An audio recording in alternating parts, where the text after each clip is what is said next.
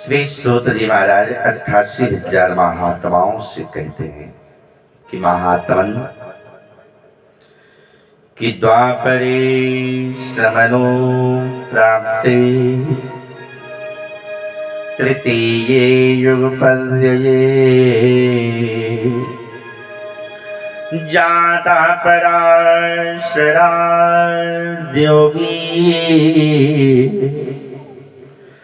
वासभ्याम कलया हरिः वासभ्याम कलया हरिः।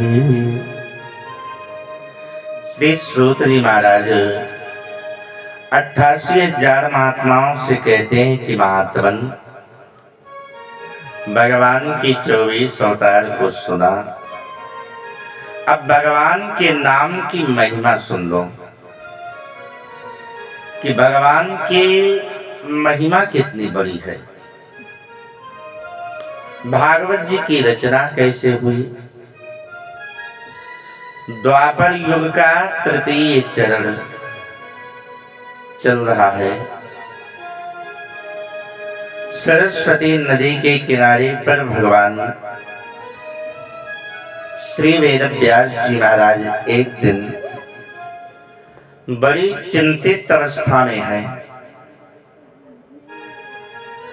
और इतनी चिंता में है कि क्या कह रहा। बड़ी गहरी चिंता छाई हुई है। भगवान वेदव्यास जी के पास से देवर्षि नारद जी निकल पड़े। अब नारद जी ने भगवान वेदव्यास जी को देखा तो वेदव्यास जी से पूछा, प्रभु आपके चेहरे पर ये जो मुस्कुराहट गायब है ना, ये शोभा नहीं देता। आपके चेहरे पर तो हमेशा सुंदर सी मुस्कान बनी रहती है और आपका मुखमंडल एकदम मुरझाया हुआ है, ये क्या प्रयोजन है। कृपा करके मुझे अपनी समस्या का कारण बताओ। भगवान श्री वेदव्यास जी कहने लगे, नारद पता नहीं क्यों मैंने वेदों का विभाजन करके 17 पुराणों के साथ महाभारत की रचना किया, लेकिन मेरे मन को संतुष्टि नहीं मिल रही है। क्या करूं। मेरे समझ में ये आ रहा है कि मैंने अपना जीवन सारा बेकार में निकाल दिया और ये दुख धीरे धीरे बढ़ता ही जा रहा है, कम होने का नाम नहीं ले रहा। ऐसा लग रहा है कि मैंने अपने जीवन में कोई एक पैसे का अच्छा काम नहीं किया, केवल खाने कमाने की जिंदगी व्यतीत कर दिया। नारद जी कहे, महाराज एक बात बताऊं। क्या जरूर। आपके मन को संतुष्टि मिल भी नहीं सकती। क्यों। मैंने ऐसा क्या काम कर दिया जो मेरे मन को संतुष्टि नहीं मिल सकती। महाराज तुमने राम जी की कथा को लिखा, भगवान आशुतोष शिव जी की कथा को लिखा, आदिशक्ति पराम्बा की कथा लिखी, लेकिन लीला बिहारी भगवान गोविंद के विषय में अभी तक आप कुछ विस्तार नहीं किए हो। और आने वाले समय में भगवान कृष्ण ही के भक्त अधिक होंगे और जब तक भगवान कृष्ण की लीलामृत कथा को नहीं लिखोगे तब तक मन आपका प्रसन्न नहीं रह सकता। ये मेरा आत्मविश्वास कहता है। महाराज आज मैं आपको अपनी कहानी सुनाता हूं, संसार की नहीं। आज तो मैं जब चाहता हूं, जिस देवता से चाहता हूं मिल सकता हूं, लेकिन इससे पहला जन्म मेरा बड़ा गड़बड़ था। क्यों? इसलिए गड़बड़ था कि जब मेरे जन्म का समय आया तो संयोग ऐसा बना कि इधर मेरा जन्म हुआ, उधर मेरे पिताजी संसार को छोड़ दिए। मेरे पिताजी की मृत्यु हो गई। अब मेरी माँ इतनी ज्यादा भयभीत हो गई कि लोक लज्जा से बचने के कारण घर को छोड़ करके एक संत भगवान के आश्रम में चले आए और वहां जाकर के महात्मा जी को प्रणाम किया, निवेदन किया, महाराज मैं आपकी सानिध्यता में रहना चाहती हूँ। अभी ये मेरे को बच्चा हुआ है, लोग तरह तरह की बातें मेरे प्रति कहेंगे, सो इतनी कृपा कर दो कि मुझे रहने का स्थान दे दो, उसके बदले में आप जो कहोगे सो काम भी करूंगी, गौ सेवा कर दूंगी, आश्रम के साफ सफाई लिपाई पुताई इत्यादि किया करूंगी, मुझे रहने के लिए स्थान चाहिए। महात्मा जी इतने अच्छे विचार वाले थे कि महात्मा जी ने मेरे माँ को रहने के लिए स्थान दे दिया और ये आश्वासन दिया कि तुम इस आश्रम को अपना घर समझ करके रहना। जैसे एक बाप के घर में एक बेटी निश्चिंत होकर के वास करती है, उसी तरह से रहो। मैं तुम्हें अपनी बेटी की तरह व्यवस्था करूंगा। मेरी मां निवास करने लगी, गौ सेवा करती है और जो प्रसादी मिलती है उस प्रसादी को पा लेती है, अपना जीवन व्यतीत करने लगी। धीरे धीरे महाराज मैं भी थोड़ा बड़ा हो गया तो संतों की सेवा संग का ऐसा असर पड़ा कि महात्माओं के पूजा के लिए सुंदर सुंदर फूल तोड़ करके ले आता हूँ। महात्मा जी उन फूलों को गोविंद के चरणों में समर्पित करते हैं, ठाकुर जी का श्रृंगार करते हैं, तो महात्मा जी भी मेरी सेवा से बड़े प्रसन्न हो गए और महात्माओं ने ही मेरा नामकरण कर दिया। मुझे प्रेम से रामदास कहने लगे। अब तो मैं थोड़ा थोड़ा बड़ा हो गया और जब बड़ा हुआ तो मेरी सेवा और बढ़ गई है।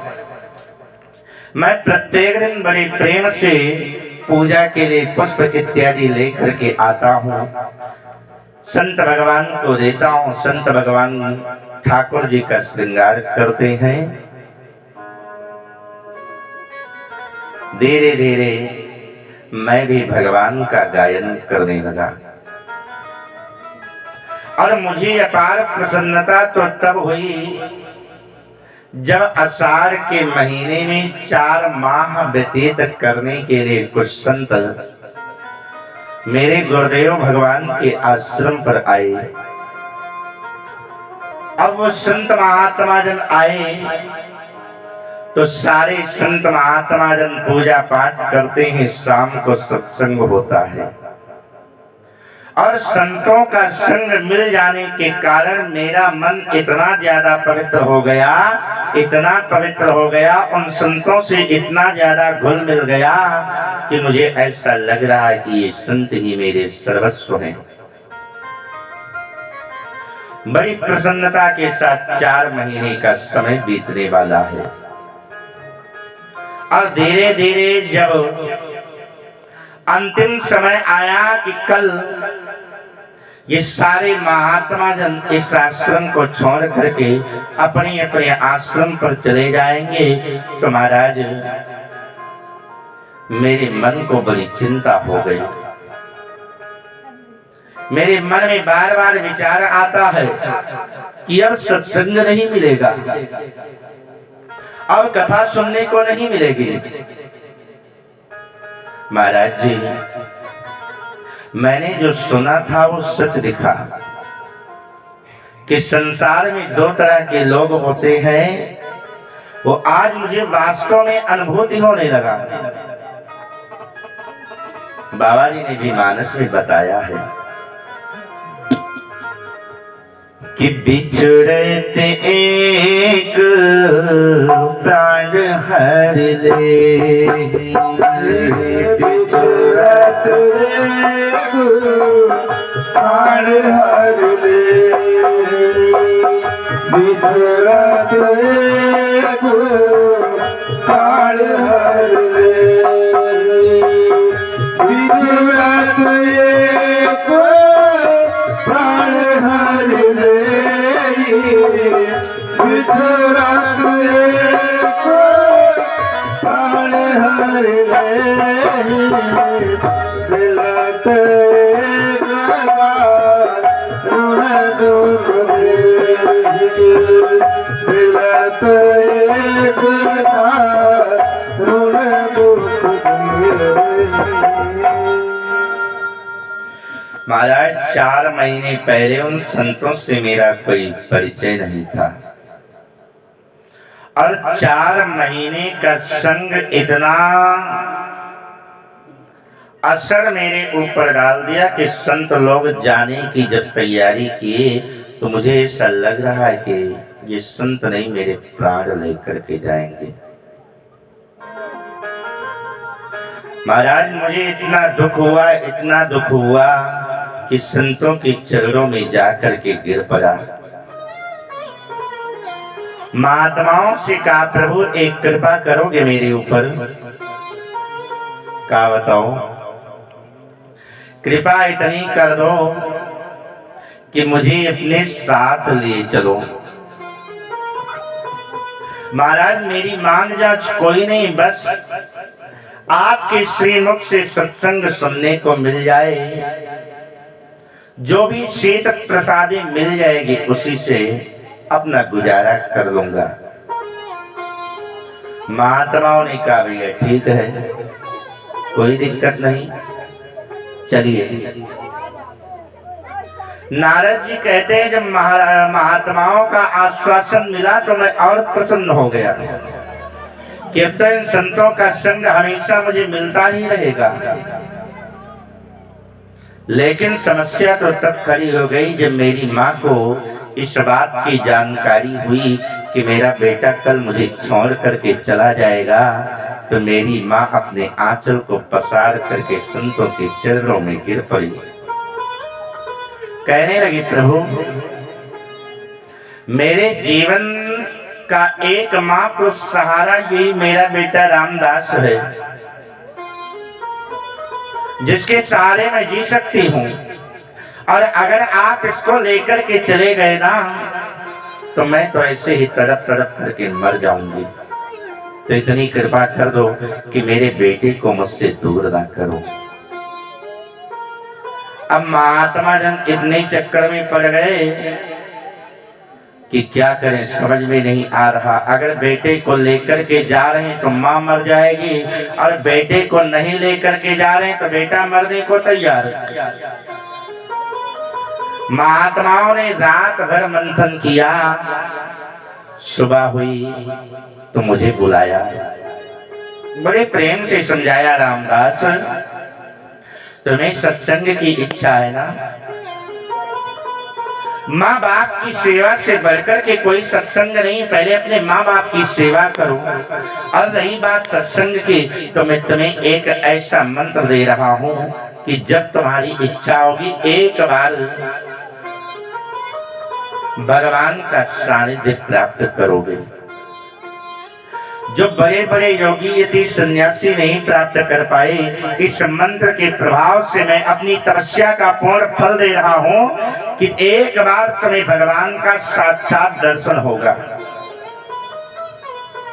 महाराज मैं बहुत प्रसन्न हो गया। कौन सा मंत्र दिया कि नमो भगवते तुभ्यं वासुदेवाय धीमहि प्रद्युम्ना अनिरुद्धाय नमः संकर्षणाय च।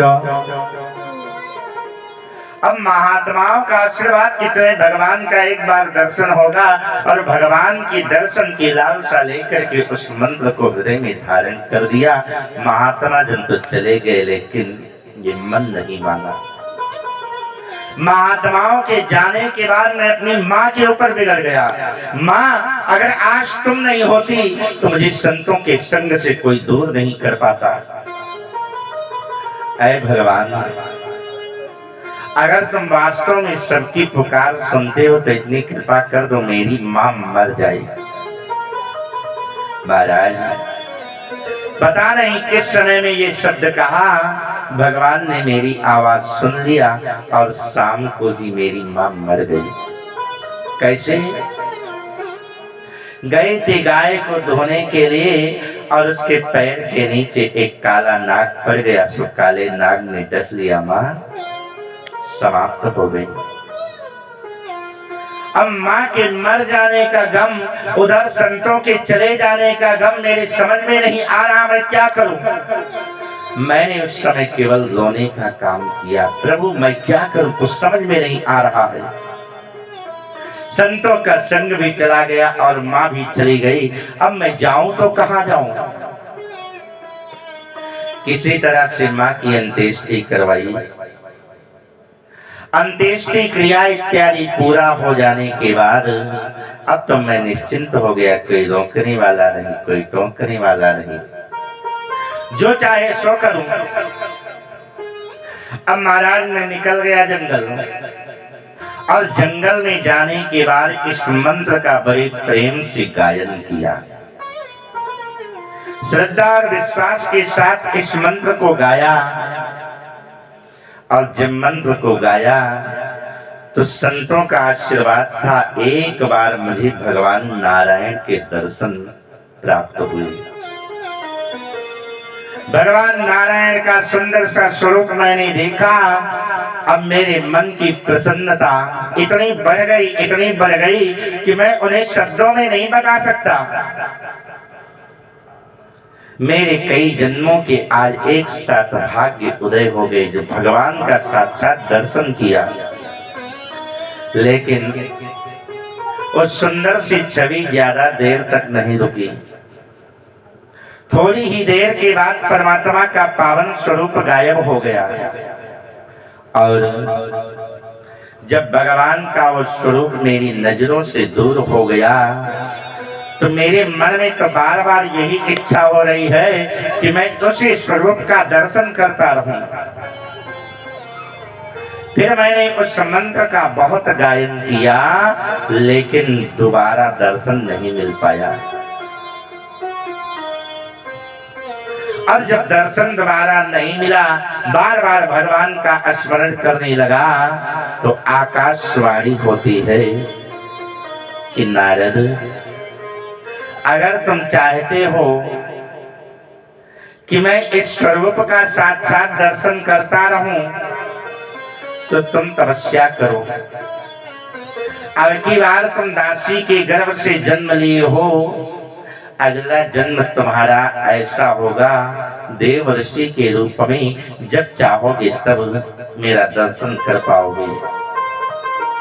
तो महाराज उस मंत्र का प्रभाव ऐसा कि मैंने तपस्या करते करते अपने जीवन को गुजार दिया और जब जीवन गुजर गया ना तो आज वही दासी का पुत्र रामदास नारद बन करके आ गया हूँ और तब से जब चाहता हूँ तब भगवान का दर्शन करता हूँ। तो प्रभु, मुझे ऐसा लगता है कि आप भगवान श्री बांके बिहारी लीला बिहारी की कथा का लेखन करो। मुझे पूर्ण विश्वास है आपका मन पूर्ण रूप से संतुष्ट होगा। तो कहा, भैया आपकी बात तो बड़ी अच्छी है लेकिन मेरे समझ में नहीं आ रहा कि अब लिखूं तो कैसे। तब नारद जी कहने लगे कि प्रभु, एक बार पितामह ब्रह्मा जी ने भगवान नारायण के विषय में चतुर श्लोकी भागवत का उपदेश किया था। सो अगर आप चाहो तो मैं इन्हें आपको प्रदान कर दूं और आप भगवान गणेश व माता सरस्वती की सहायता से इन्हें 18,000 श्लोकों में लेखन करो। उसी समय देवर्षि नारद जी ने भगवान श्री वेद व्यास जी को चतुर्श्लोकी भागवत का उपदेश किया। अहमेवास्मेवाग्रे नान्यद् सत्परं पश्चादहं यदेतच्च यो शिष्येत सोऽसम्यहम् ऋतेऽर्थं यत् प्रतीयेत न प्रतीयेत चात्मनि तद्विद्यात्मनो मायां यथा भासु यथा तमः यथा महान्ति भूतानि भूतेषु चावचेष्टलो प्रविष्टानि प्रविष्टानि तथा तेषु न तेष्वहम् एतावदेव जिज्ञासं तत्त्वजिज्ञासुरात्मनः अन्वेभ्यतिरेकाभ्यां यस्य सर्वत्र सर्वदा। जब इन 4 श्लोकों को नारद जी ने भगवान वेद व्यास जी को दे दिया तो भगवान श्री व्यास जी ने इन्हीं 4 श्लोकों को बढ़ा करके 18,000 श्लोकों में लेखन किया। इस लेखन करने के लिए 2 लोगों की सहायता मांगी। पहली सहायता मैया सरस्वती और दूसरी सहायता भगवान गणेश जी से। भगवान गणेश जी का स्मरण किया तो भगवान गणेश जी आशीर्वाद देने के लिए आए और कहा वरदान मांगो। भगवान वेद व्यास जी ने कहा प्रभु आपका तो नाम ही बड़ा सुंदर है, आप विघ्न विनाशक कहे जाते हो, आपकी सदा सर्वदा पहले पूजा होती है, तो जगत कल्याण के लिए आप मेरी लेखनी पर विराजमान हो जाओ, मैं भागवत जी की रचना करना चाहता हूँ। भगवान गणेश जी ने आशीर्वाद दे दिया, ठीक है। अब मैया सरस्वती जी का स्मरण किया कुंदेन्दु तुषार हार धवला या शुभ्र वस्त्रामृता या वीणा वरदंड मंडित करा या श्वेत पद्मासना या ब्रह्माच्युत शंकर प्रभृतिर्विदेवैः सदा वंदिता सा मां पातु सरस्वती भगवती निःशेष जाड्यापहा। मैया सरस्वती जी का स्मरण किया, मैया सरस्वती जी भी प्रकट हो गई। मैया सरस्वती जी ने कहा आशीर्वाद मांगो, ब्रह्मरोही वरदान मांगो। तो मैया सरस्वती जी ने आशीर्वाद देने को जब कहा तो भगवान वेद व्यास जी ने कहा जगत कल्याण के लिए भागवत की रचना करनी है, तो आप मेरी जीवा पर विराजमान हो जाओ। बड़े प्रेम से आइए 2 बार हम भी मैया के चरणों में प्रणाम कर देते हैं। तो आइए हम लोग भी 2 बार ताली बजा करके बीड़ा वाली को याद करें। कि साहित्य सूक्ष्म रूप में मां स्वरदेश जारही है। कि साहित्य सूक्ष्म रूप में मां स्वरदेश जा रही है। तो क्या कि मेरे लबों से बस यही आवाज आ रही है। मेरे लबों से बस यही आवाज आ रही है। मेरे लबों से बस यही आवाज आ रही है। साहित्य सूक्ष्म रूप में मां स्वरदेश जा रही है। साहित्य सूक्ष्म रूप में मां स्वरदेश जा रही है। दोनों हाथ ऊपर करके मोहित सुख रूप में माँ स्वर्ग सजा रही है। मेरे स्वरों से बस यही आवाज आ रही है। तेरे स्वरों से बस यही आवाज आ रही है। तेरे स्वरों से बस यही आवाज आ रही है।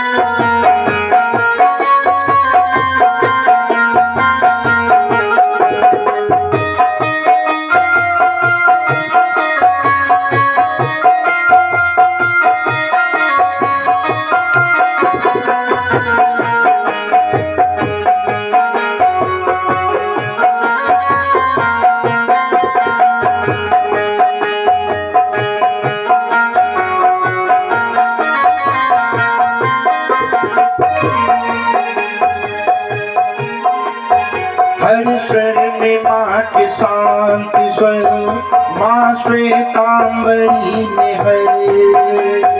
हर स्वर में माँ के शांत स्वर, माँ श्वेतांबरी में है। हर स्वर में माँ के शांत स्वर, माँ श्वेतांबरी में है। हर स्वर में माँ के शांति स्वर, माँ श्वेतांबरी में है। हर स्वर में माँ के शांत स्वर, माँ श्वेतांबरी में है। हर स्वर में माँ के शांत स्वर, माँ श्वेतांबरी में है। महिमा महिम महामधुर मातेश्वरी में है। महिमा महिम महामधुर मातेश्वरी में है। महिमा महामधुर मातेश्वरी में है। हर स्वर में माँ के शांति स्वर, श्वेतांबरी में है। हर स्वर में माँ के शांत स्वर, माँ श्वेतांबरी में है। महिमा महिम महामधुर मातेश्वरी में है। महिमा महिम महामधुर मातेश्वरी में है।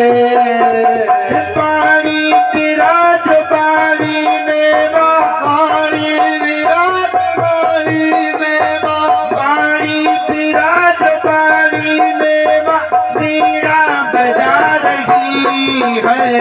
तेरे स्वरों से हर घड़ी आवाज आ रही है। तेरे स्वरों से हर घड़ी आवाज आ रही है। तेरे स्वरों से हर घड़ी आवाज आ रही है।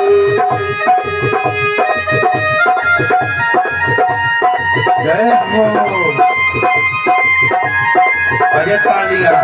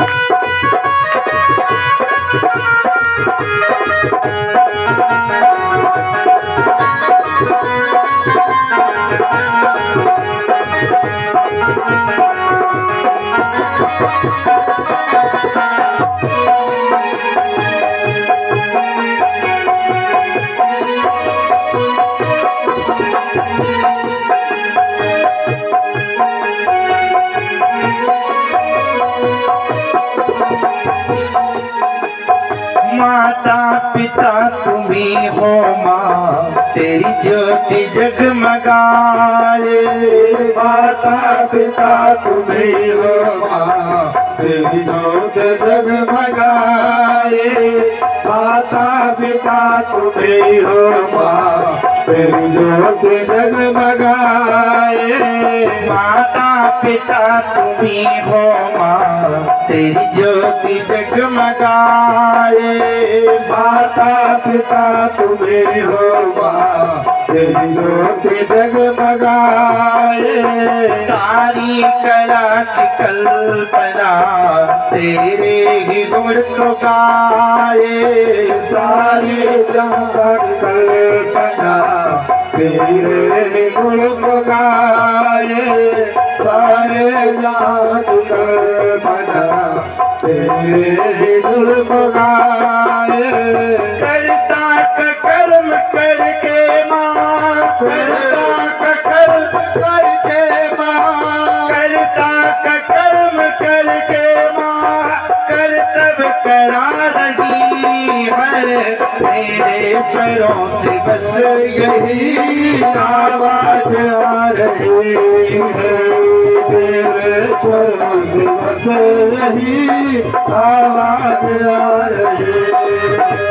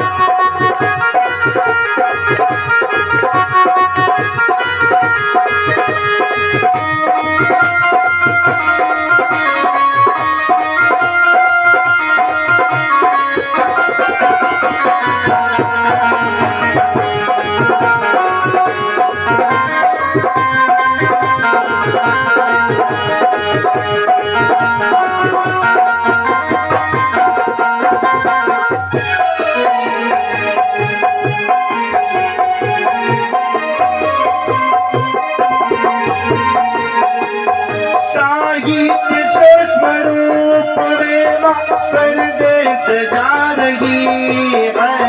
साहित्य सूक्ष्म रूप में संदेश जा रही है। साहित्य सूक्ष्म रूप में संदेश जा रही है। साहित्य सूक्ष्म रूप में संदेश जा रही है। मेरे स्वरों से बस यही आवाज आ रही है। मेरे स्वरों से बस यही आवाज आ रही है। मेरे स्वरों से बस यही आवाज आ रही है। मेरे स्वरों से बस यही आवाज मेरे स्वरों से बस यही आवाज आ रही है। बोल सरस्वती मैया की जय हो। भगवान वेदव्यास जी ने प्रणाम किया माँ सरस्वती को। मैया सरस्वती जी प्रकट हो गई। कहा आपने जगत कल्याण के लिए जो मेरा आवाहन किया है, मैं आपको वचन देती हूँ कि जब तक आपकी ये लेखनी चलती रहेगी तब तक हम बोलते रहेंगे। अब जीवा पर मैया सरस्वती और लेखनी पर भगवान गणेश जी विराजमान हो गए। भगवान श्री वेदव्यास जी बोलने लगे। उन्हीं 4 श्लोकों को बढ़ा करके गणेश भगवान और मां सरस्वती की सहायता से नारद जी के मार्गदर्शन में 18,000 श्लोकों में भागवत जी को लिखा गया। अब भागवत जी की रचना हो गई तो इसे समर्पित किसको किया जाए? इसे समर्पित करने वाला ढूंढने लगे। तो किसी ने कहा वशिष्ठ जी को दे दिया जाए, किसी ने कहा विश्वामित्र जी का दे दिया जाए, कोई कहता है महात्मा चिवन जी को दे दो। लेकिन जिन जिन संतों का नाम लिया गया वो 6 प्रकार के विकारों में से किसी न किसी एक विकार से घिरे थे। का किसी के अंदर काम समाहित थे, किसी के अंदर क्रोध, लोभ, ईर्ष्या इत्यादि। तो ऐसे लोगों को देने से अच्छा किसी दूसरे महापुरुष को ढूंढा जाए।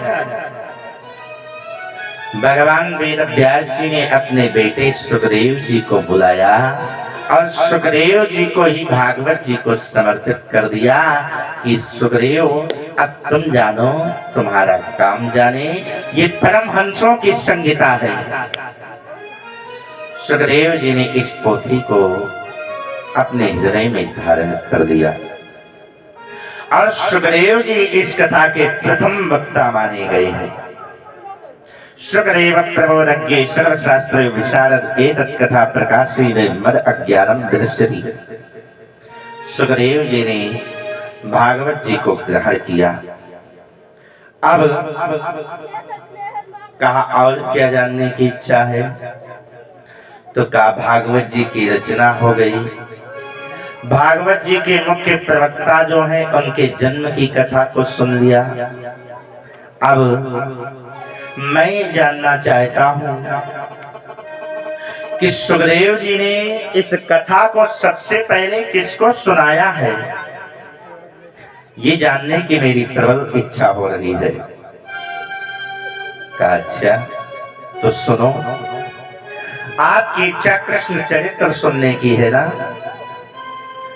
कृष्ण चरित्र सुनने के लिए आपको महाभारत में प्रवेश करना होगा।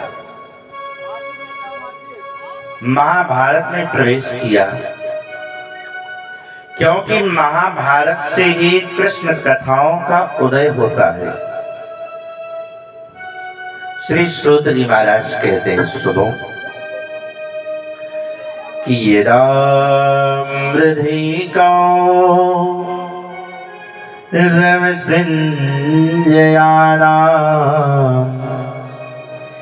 वीरेश्वतो वीर गतिम गतेषु धिको नराभि जगदाभिमर्श भगनोरुदण्डे धृतराष्ट्रपुत्रै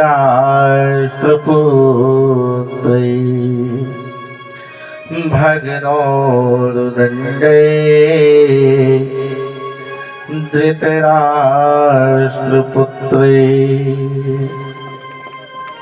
का सुनो, तुम लोगों का भगवान के प्रति अधिक लगाव होने के कारण भगवान गोविंद के पावन चरित्रों का गायन कर रहा हूं, सुनो। इस भारत भूमि के अंतर्गत एक बड़ा ही सुंदर राज्य होता है जिस राज्य का नाम हस्तिनापुर है। क्या नाम है? हस्तिनापुर। महाराज हस्तिनापुर में पांडु का शासन है। पांडु की 2 पत्नी हैं, एक का नाम कुंती है और एक का नाम माद्री है। इनके 5 बेटे हैं, वो भी महात्मा जी के आशीर्वाद से। 3 बेटे कुंती के माने गए हैं, 2 बेटे माद्री के। कुंती के पुत्रों का नाम है महाराज युधिष्ठिर, भीमसेन, अर्जुन। और जो माद्री के दो पुत्र हैं उनका नाम नकुल, सहदेव है। ये महाराज पांचों पांडवों के 5 बच्चे हैं। पांचों पांडवों के पुत्र होने के कारण इन्हें पांचों पांडव कहा गया। इन पांचों पांडवों का विवाह महाराज द्रुपद की बेटी द्रौपदी के साथ में हुआ है। और एक ऐसी द्रौपदी नारी है जिसके 5 पति हैं। पत्नियों की संख्या तो आपको बहुत मिल जाएगी। महाराज दशरथ की 3 पत्नियां थी। ऐसे ऐसे संत हुए हैं कि 16,108 तो मेरे गोविंद के थी। हजारों करोड़ों तक पत्नियां थी, लेकिन पति एक अकेली द्रौपदी है जिसके 5 पति हैं। महाराज द्रौपदी भगवान कृष्ण से अधिक प्रेम करती है। महाराज पांडु जो है इनके चचेरे भाई हैं जिसका नाम धृतराष्ट्र होता है, जो बड़े ही धार्मिक राजा हैं। बड़े ही धार्मिक राजा है और अपनी प्रजा का पालन करने के लिए हमेशा तत्पर रहते हैं। महाराज धृतराष्ट्र का विवाह गांधारी के साथ हुआ जो जन्म से अंधी है। धृतराष्ट्र जी जन्म से अंधे हैं। गांधारी से विवाह हुआ तो गांधारी ने भी अपनी आंख में पट्टी बांध लिया कि मेरे पति जब संसार की भौतिक लौकिक वस्तुओं का निरीक्षण नहीं करेंगे तो मैं भी संसार की वस्तुओं को देखने का क्या मतलब है। इन्हें धृतराष्ट्र और गांधारी से 100 बेटे उत्पन्न हुए जिन्हें कौरव कहा गया, जिनमें सबसे बड़े बेटे का नाम दुर्योधन होता है। दुर्योधन जो है बड़ा ही आतताई है, बड़े दुष्ट स्वभाव का है। दुर्योधन इन 5 पांडवों के साथ में हमेशा कोई ना कोई षड्यंत्र किया करता है। कभी तो इन 5 पांडवों को लाक्षा भवन में जलाकर के मारने का प्रयास किया, कभी दुर्वासा जैसे क्रोधी महात्माओं से श्राप दिलाकर के समूल वंश को ही नष्ट कराने का प्रयास किया, कभी 12 वर्ष का अज्ञातवास, वनवास और अज्ञातवास इत्यादि कामों को किया।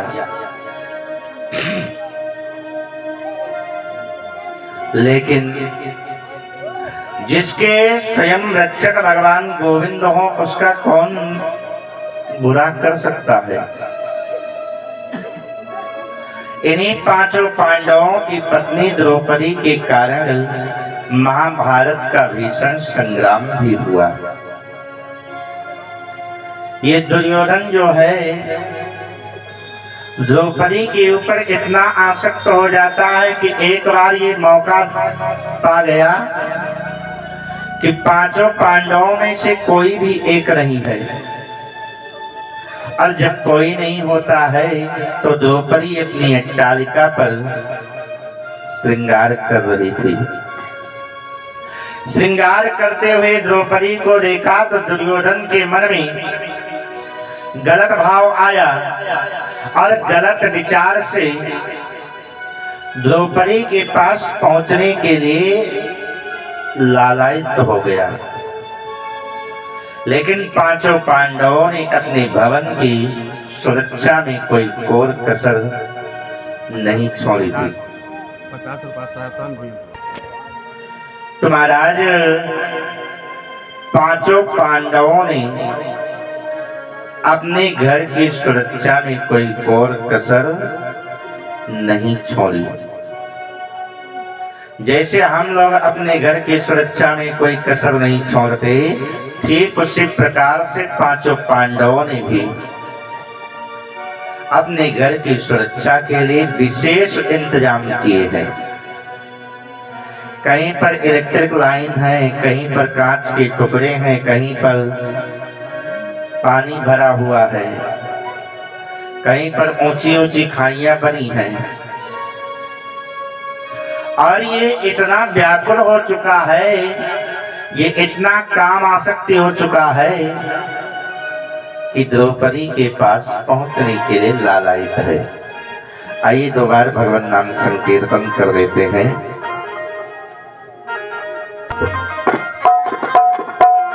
कि मैं सभी लोग ताली बजाओगे ना? आए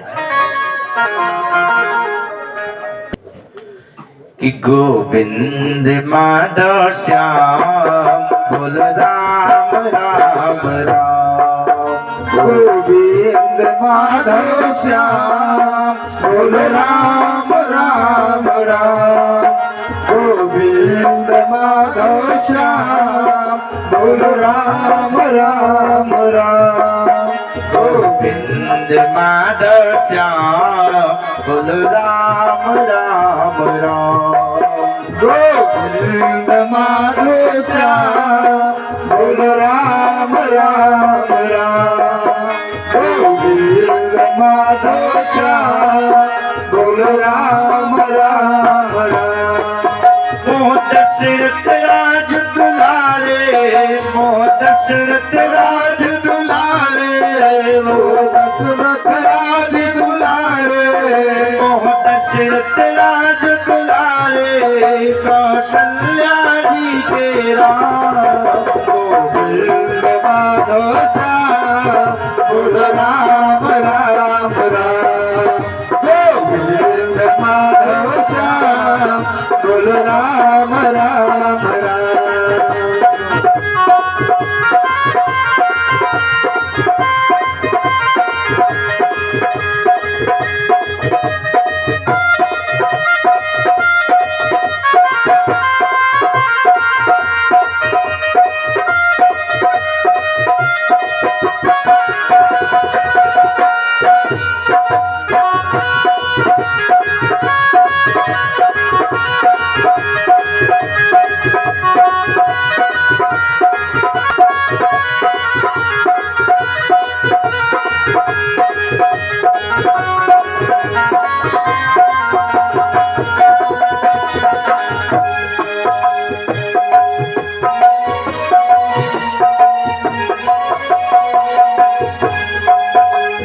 दशरथ राज दुलारे, मोह दशरथ राज दुलारे, मोह दशरथ राज दुलारे, मोह दशरथ राज दुलारे, कौशल्या जी के राम। गोविंद माधव श्याम बोल राम राम राम। गोविंद माधव श्याम बोल राम राम राम।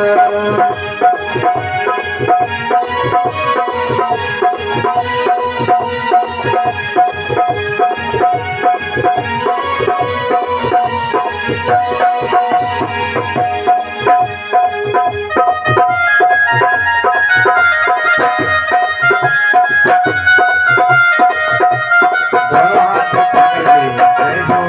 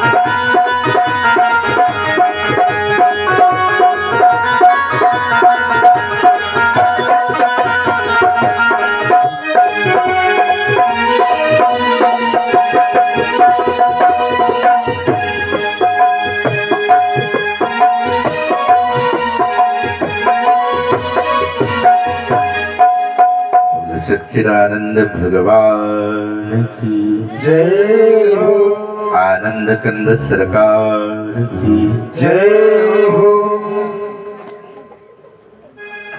तो जिस समय दुर्योधन द्रौपदी के पास जाता है, द्रौपदी अपने केशों को संवार रही थी, मतलब श्रृंगार कर रही थी। अब दुर्योधन ने देखा उनकी सुंदरता को तो इतना कामातुर हो गया कि सामने क्या है कुछ दिखाई नहीं दे रहा। जहां पर जमीन है वहां जल, और जहां जल है वहां जमीन दिखाई दे रहा। और जल को जमीन समझ करके जैसे ही पैर रखा, जल में फिसल करके गिर गया। अब जब दुर्योधन गिर जाता है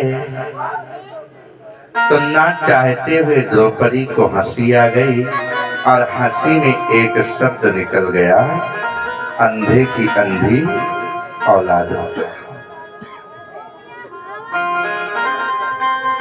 ये वचन रूपी बाण दुर्योधन को जाकर के लग गए, और दुर्योधन ने उस समय अपने मन में प्रतिज्ञा कर लिया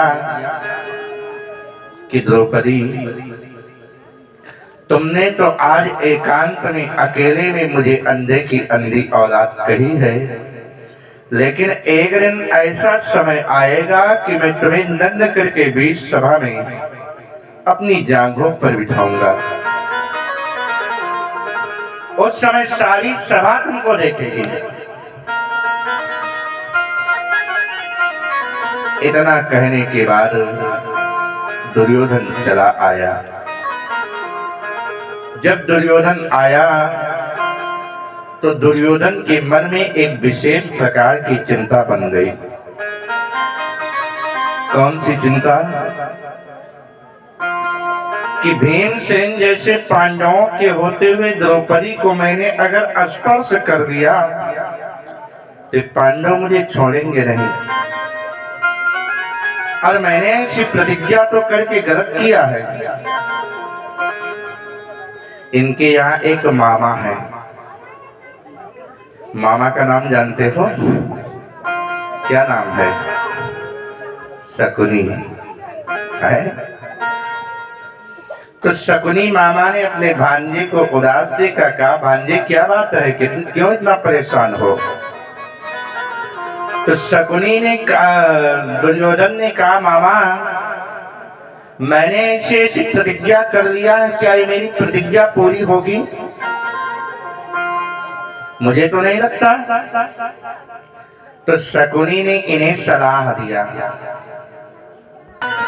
लेकिन शकुनी जो है, शकुनी ने अपने भांजे दुर्योधन को समझाया, कहा भांजे चिंता करने की बात नहीं, युद्ध में तो तुम नहीं जीत सकते, लेकिन इनके साथ छल करो। छल कैसे होगा? तो पांचों पांडवों को एक पत्र भेजो कि मैं तुम्हें जुआ के लिए प्रेरित करता हूं, आप मेरे साथ जुआ खेलो। अब जब ये संदेश उनके पास पहुंचेगा तो मुझे पूर्ण विश्वास है कि पांचों पांडव मना नहीं करेंगे। और महाराज युधिष्ठिर तो शायद मना भी कर दे, भीमसेन तो बिल्कुल मना कर ही नहीं सकते। भेज दिया कि मैं इतने लोगों की उपस्थिति में पांचों पांडवों को जुआ के लिए प्रेरित करता हूं। अब पांचों पांडवों के पास पत्रिका पहुंची। ना चाहते हुए महाराज युधिष्ठिर ने तो मना कर दिया, लेकिन भीमसेन अन्यत्र और जो भाई हैं सब कहने लगे चलो। अगर इसकी ललकार को आज मैंने धारण कर लिया तो जीवन भर ये मेरे को ताना मारेगा। पांचों पांडव जुआ खेलने को तैयार हो गए। पहले थोड़ी थोड़ी संपत्ति दांव पर लगी, एक गांव की, 10 गांव की, आधे राज्य की, पूरे राज्य की संपत्ति दांव पर लगी। वास्तव में अगर ईमानदारी से देखा जाए तो प्रत्येक पारी पांचों पांडव जीतते हैं, लेकिन पांचों पांडवों को जुआ के विषय में जानकारी नहीं है। तो शकुनी कहता भैया तुम तो हार गए, तुम हार गए। पांडवों ने स्वीकार कर दिया। धीरे धीरे सारी संपत्ति हार गए, कुछ नहीं बचा। तो पांचों पांडवों की इतनी आदत खराब हो गई है जुआ खेलते खेलते कि संपत्ति हारने के बाद भी मन नहीं मान रहा। ये मन मानता नहीं है। 12 वर्ष का वनवास, 1 वर्ष का अज्ञातवास दांव पर लगा दिया। और जब ये सब दांव पर लगाए हार गए तो अंत में शकुनी ने दुर्योधन को इशारा किया कि द्रौपदी को दांव पर लगाने के लिए कहो। दुर्योधन ने कहा भैया सब तो हार गए, अब क्या करोगे? कहा मैं जा रहा हूं, एक चांस मैं तुमको देता हूं। मैंने सुना है नारियां लक्ष्मी का स्वरूप होती हैं, क्यों ना अपनी द्रौपदी को आजमा लो कि लक्ष्मी का स्वरूप है कि किसका स्वरूप है। और मैं तुमसे ये वादा करता हूं कि अगर द्रौपदी को दांव पर लगाने के बाद तुम बाजी जीत गए, तुम्हारी पत्नी द्रौपदी लक्ष्मी का स्वरूप हुई, तो मैं सब तुम्हें वापस कर दूंगा। ना चाहते हुए पांचों पांडवों ने हाँ कर दिया। जबकि युधिष्ठिर जी ने कहा भैया जब अपने शरीर पर मेरा अधिकार नहीं है तो द्रौपदी को कैसे दांव पर लगाऊं? लेकिन पांचों पांडव जो अन्य थे सब कहे चलो ठीक है लगाओ। और जब दांव पर लगाया गया तो उसी समय ये 3 पत्रिका भेजता है, 3 जगह पर। पहली पत्रिका महाराज द्रौपदी के पिताजी जिनका नाम द्रौपद था उनके पास। दूसरी पत्रिका उनके बड़े भाई धृष्टद्युम्न और तीसरी पत्रिका द्वारिकाधीश श्याम सुंदर कन्हैया के पास। और ये तीनों पत्रिका भेज दी गई। द्रौपदी को दांव पर लगाया और उस पत्रिका में लिखा क्या कि ये पांचों पांडव इतनी लोगों की उपस्थिति में बगैर किसी प्रकार के जोर दबाव के स्वेच्छा से अपनी पत्नी द्रौपदी को दांव पर लगाते हैं। और अगर ये द्रौपदी को दांव में हार गए तो इनका आधिपत्य हट करके दुर्योधन का पूर्ण अधिकार द्रौपदी के ऊपर होगा। तीनों पत्रिका 3 जगह पर भेज दी गई और 5 से पलटे गए। संयोग ऐसा हुआ कि द्रौपदी को भी दांव पर हार गए। अब यही कारण तो था कि द्रौपदी के लिए ही जुआ खेला गया। और जब द्रौपदी को पा लिया तो दुर्योधन दुशासन से कहता है भैया एक काम कर दो। क्या काम करना है? पूरे राज्य में डंका पिटवा दो कि महाराज दुर्योधन ने किसी विशेष प्रयोजन से एक मेले का आयोजन किया है, सारी प्रजा उसमें इकट्ठा हो जाए। सारी प्रजा इकट्ठा हो गई, बड़े बड़े योगी यति सन्यासी भी आए, मंत्री सभासद इत्यादि आए। और जब सब इकट्ठा हो गए तो दुशासन ने कहा द्रौपदी को ले आओ। द्रौपदी जिस अवस्था जिस व्यवस्था जैसे भी हो उसे लेकर के आ जाओ। दुशासन भाई का कहना मान करके द्रौपदी के पास पहुंचा। द्रौपदी से कहा मेरे भैया ने आपको बुलाया है। किसने? दुर्योधन ने। कहां पर? बीच सभा में। वहां मेरा क्या काम भैया? अब मैं ये नहीं जानता हूं, लेकिन मेरे भाई का आदेश है सो आपको चलना पड़ेगा। मैं नहीं जाऊंगी, क्योंकि जो सभ्य घर की नारियां होती हैं बगैर किसी प्रयोजन के घर से बाहर नहीं निकलती। तुम तो सभा में कहने को कह रहे हो। मैं नहीं जाऊंगी। दुशासन ने कहा मेरे भैया का आदेश है तो चलना तो पड़ेगा, चलने पड़ेगा। इसका मतलब तुमने मेरे को खरीद लिया है क्या? हाँ भाई समझ लो। अब जबरदस्ती द्रौपदी को पकड़ करके ले आया। जब द्रौपदी आ गई तो ऊंचे आसन पर विराजमान होकर के दुर्योधन ने सारी सभा को संबोधित किया कि ये द्रौपदी एक दिन एकांत में मेरे को अंधे की अंधी औलाद कही थी, एक जगह गिर जाने के कारण, और आज मैं आप सबको दिखाना चाहता हूं कि संसार में कितने अंधे हैं।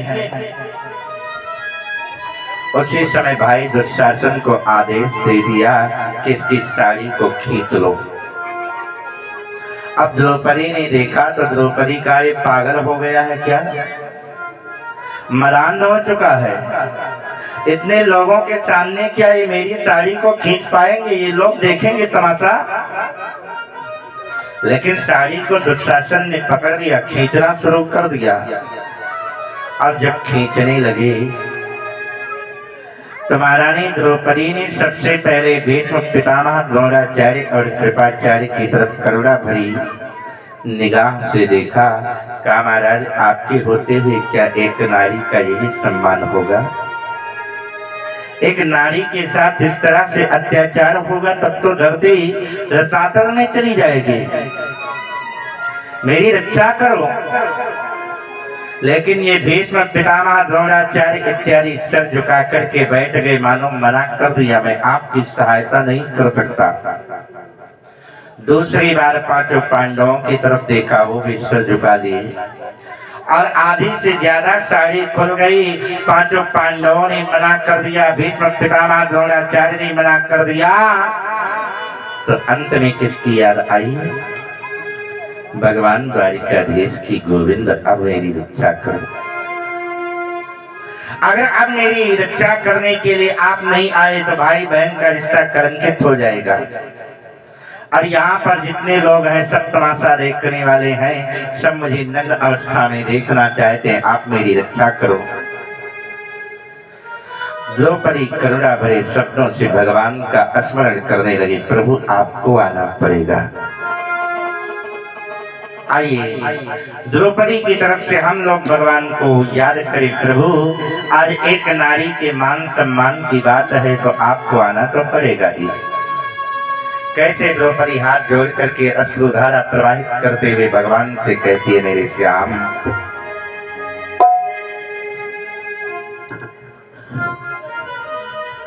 कि भंवर में है नैया। ऐ भैया कि भंवर में है नैया, ऐ कन्हैया क्यों खिवैया नाही। भंवर में क्या कहा? कि भंवर में है नैया, हे कन्हैया क्यों खिवैया नाही।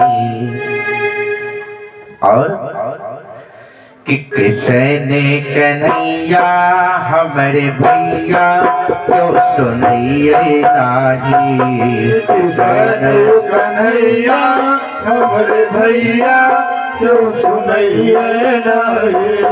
कृष्ण कन्हैया हमारे भैया क्यों सुनैये नाही। कृष्ण कन्हैया हमारे भैया क्यों सुनैये नाही। भंवर में है नैया, हे कन्हैया क्यों खिवैया नाही। भंवर में है नैया, हे कन्हैया क्यों खिवैया नाही। भंवर में है नैया, हे कन्हैया क्यों खिवैया नाही। कृष्ण कन्हैया हमारे भैया क्यों सुनैये नाही। कृष्ण कन्हैया हमारे भैया क्यों सुनैये नाही। कृष्ण कन्हैया हमारे भैया क्यों सुनैये नाही।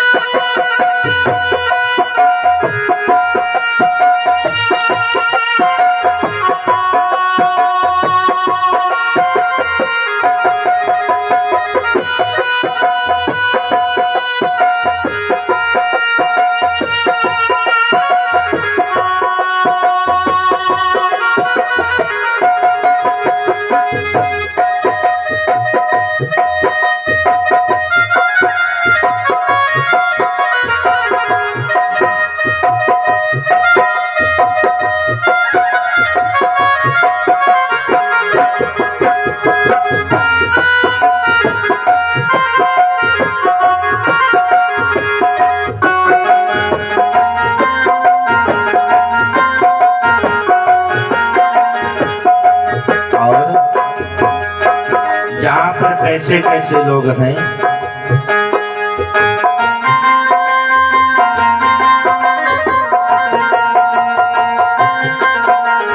भीषम जैसे बलधारी इनकी भी है लाचारी, देखती सभा सारी। भीषम जैसे बलधारी इनकी भी है लाचारी, देखती सभाय सारी। भीषम जैसे बलधारी इनकी भी है लाचारी, देखती सभाय सारी। भीषम जैसे बलधारी इनकी भी है लाचारी, देखती सभा सारी। भीषम जैसे बलधारी इनकी भी है लाचारी, देखती सभाय सारी। पांच पैती मौन बैठे यही को बोलैये नाही। पाँच बड़ी मौन बैठे यही कुछ बोलैये नाही। पाँच बड़ी मौन बैठे यही कुछ बोलैये नाही। पांच पैती मौन बैठे यही कुछ बोलैये नाही। किसने कन्हैया हमारे भैया क्यों सुनैये नाही। किसने कन्हैया हमारे भैया क्यों सुनैये नाही।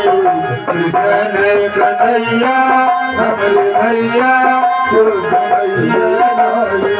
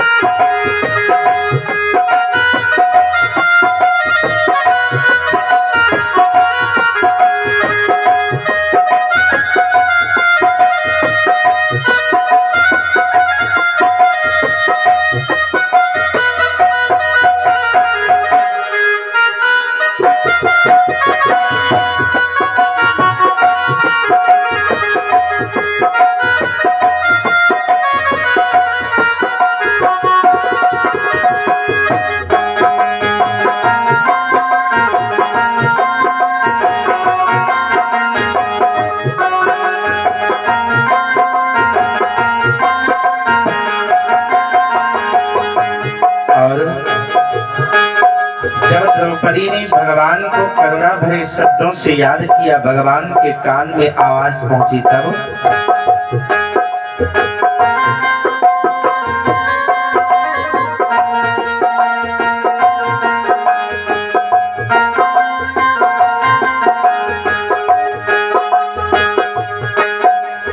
सुन करके तेर सारी भेज दी सारी सारी, चकित है सभा ये सारी। सुन करके तेर सारी तेर दी सारी सारी, चकित है सभा ये सारी।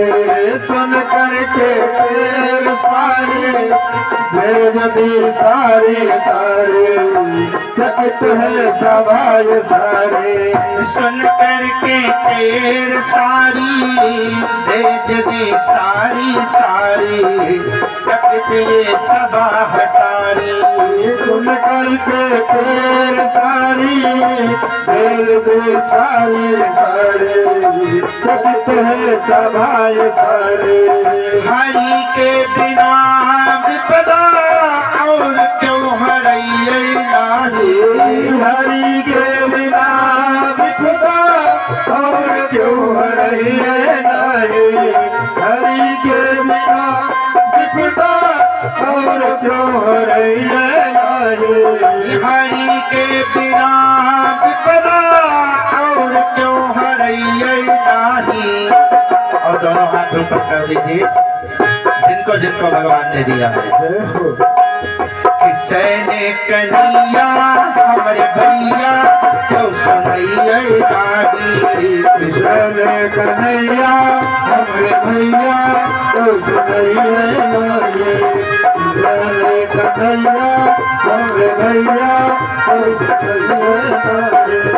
किशन कन्हैया हमरे भैया तो सुनैया नाही सारे कन्हैया हमरे भैया तो सुनैया नहीं सारे कन्हैया हमरे भैया तो सुनैया नहीं हमर बीच नैया कन्हैया तो कन्हैया नाही हमर बीच नैया कन्हैया भैया नहीं हमर बीच नैया कन्हैया भैया नहीं किशन कन्हैया हमरे भैया तो सुनैया नाही किशन कन्हैया हमरे भैया तो सुनैया नहीं किशन कन्हैया हमरे भैया तो सुनैया नहीं किशन कन्हैया हमरे भैया तो सुनैया नहीं तो सुनैया नहीं तो सुनैया कि कृष्ण कन्हैया हमरे भैया क्यों सुनैया नाही।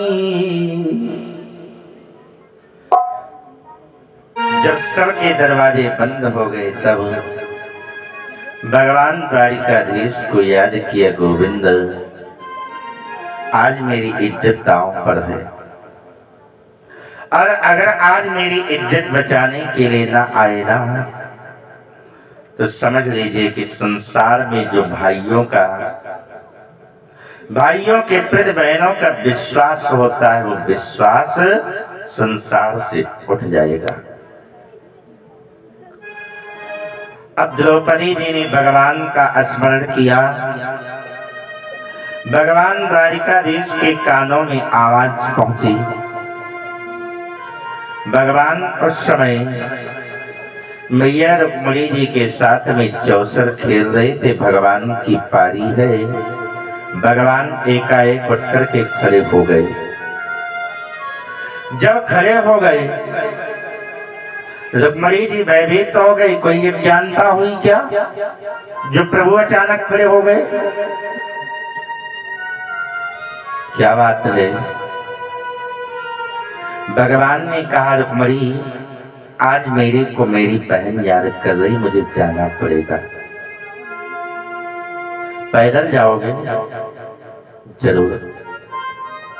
भगवान ने चरण पादुकाएं पहनना भूल गए। पीतांबर अलग गिर रहा है।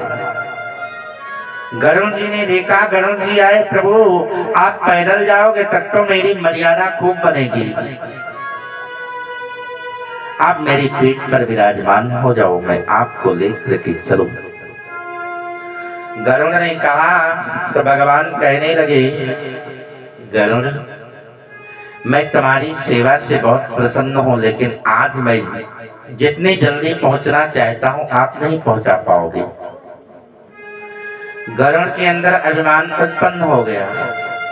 प्रभु अगर नहीं ले जाना तो मत ले जाओ, लेकिन अपने सेवक का इस तरह से अपमान तो न करो। प्रत्येक दिन मेरी पेट पर विराजमान होकर के आप जाते हो और आज कह रहे हो कि मैं जा नहीं पाऊंगा। गरुड़ जी का अभिमान बढ़ने लगा। भगवान कहे, द्रौपदी की लाश तो वैसे भी बच जाएगी, लेकिन गरुड़ का अभिमान दूर कर दूंगा।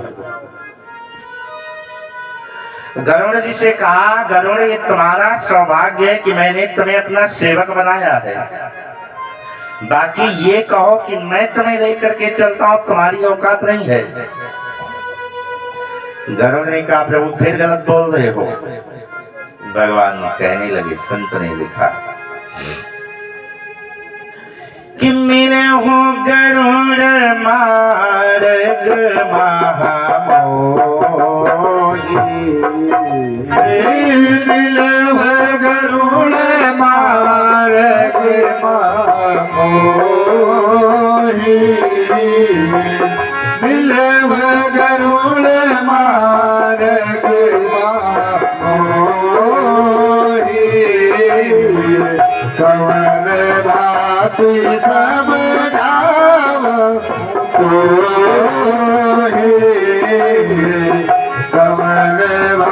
भांति समझावो तोहि। एक बार जब पंखुलावत,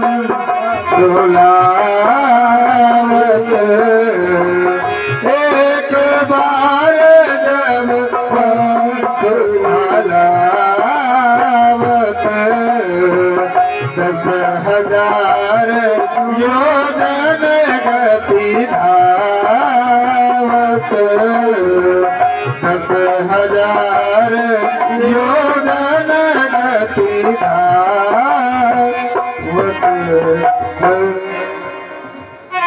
तो भगवान ने कहा, गरुड़, तुम्हारे अंदर जो अहंकार उत्पन्न हो चुका है, इस अहंकार को पहले मिटाना पड़ेगा। जबकि गरुड़ जी की चाल के विषय में बताया गया है, एक बार पंख ऊपर से नीचे करते हैं तो 10,000 योजन, मतलब 40,000 कोस, 1,20,000 किलोमीटर। इतनी तेजी से चलने वाला आज तक कोई यान नहीं बना।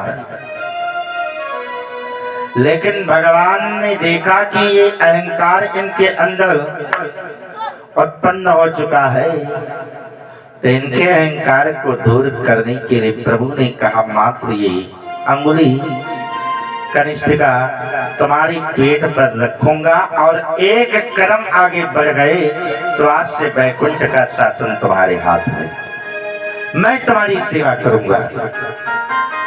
गरुड़ ने सोचा, इसको फ्री में सब मिल रहा है। कहा, प्रभु ठीक है, आओ। अब भगवान ने त्रैलोक्य का भार लेकर के केवल कनिष्ठिका उंगली को पेट पर रखा, पंखों को खूब फड़फड़ाया, जितना भी किला चबीरा के गियर सारा का सारा फेल। गरुड़ जी ने देखा, कहा प्रभु मेरी अज्ञानता को दूर करो, कि जही विधि होई नाथ हित मोरा, करहु सुबेग दास मैं तोरा।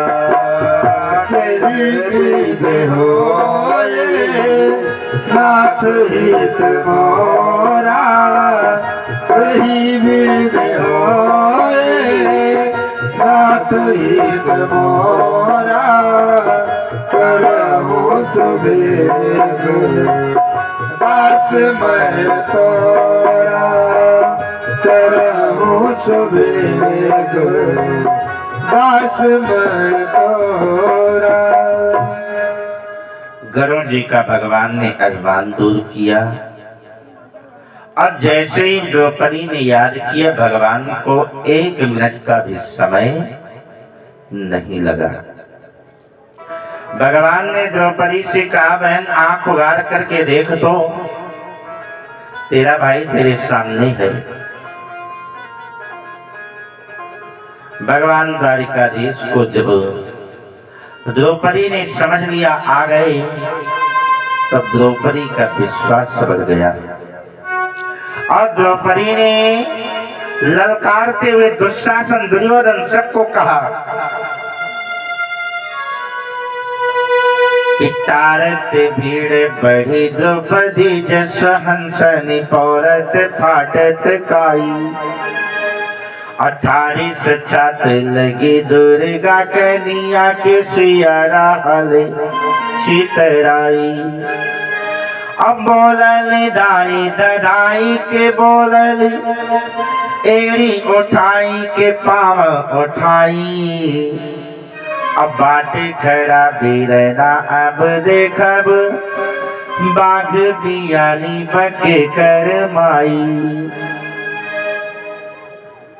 मैं तुम सबको पूर्ण रूप से सचेत करना चाहती हूँ कि मेरे भैया कन्हैया द्वारिकाधीश आ चुके हैं, और मैं ये जानना चाहती हूँ कि इस सभा में ऐसी कौन माँ है जो मेरे भैया के सामने शेर का काम कर सके।